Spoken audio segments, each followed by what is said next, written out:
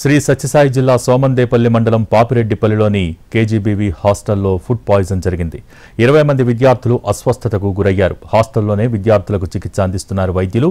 రాత్రి సాంబార్ అన్నం తిన్నామని విద్యార్థినులు చెబుతున్నారు. కేజీబీవీ హాస్టల్కు జిల్లా అధికారులు కూడా చేరుకున్నారు.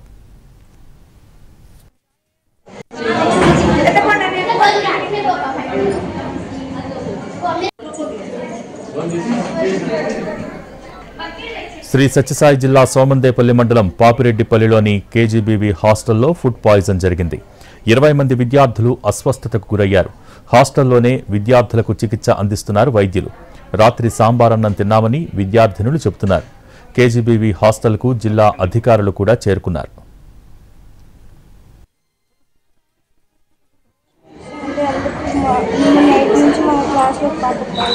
అలాగే చాలా మందికి మినిమం 8 పీపుల్స్కి బాగా మోషన్స్, ఫీవర్, బాడీ పెయిన్స్.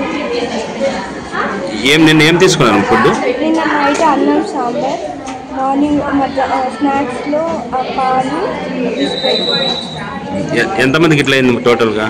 మా క్లాస్లో ఒక 8 మెంబర్స్ సార్, ఇంకా మిగతా వాళ్ళందరూ కలిపి 18 మెంబర్స్ అన్నారు.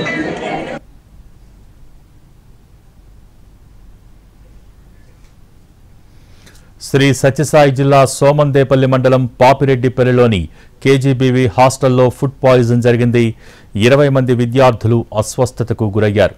హాస్టల్లోనే విద్యార్థులకు చికిత్స అందిస్తున్నారు వైద్యులు. రాత్రి సాంబార్ అన్నం తిన్నామని విద్యార్థినులు చెబుతున్నారు. కేజీబీవీ హాస్టల్కు జిల్లా అధికారులు కూడా చేరుకున్నారు.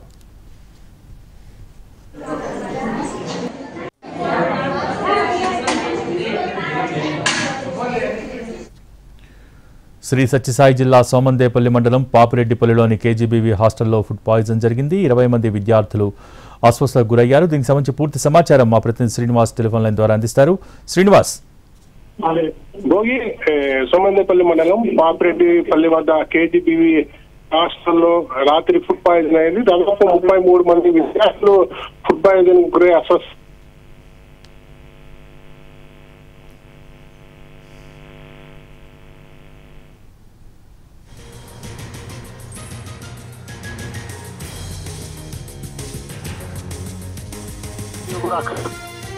స్థానికంగా ఉండి వైద్య పరీక్షలు అన్నము, పప్పు, చారు, పెరుగును తిన్న తర్వాత కొంతమంది విద్యార్థులు వాంతులు విరేచనాలు తెలుస్తుంది. ఇవాళ ఆ సంఖ్య కూడా పెరిగింది. పోగి ప్రస్తుతం అయితే వీళ్ళందరి ఆరోగ్యం నిలకడగా ఉందని చెప్తున్నారు.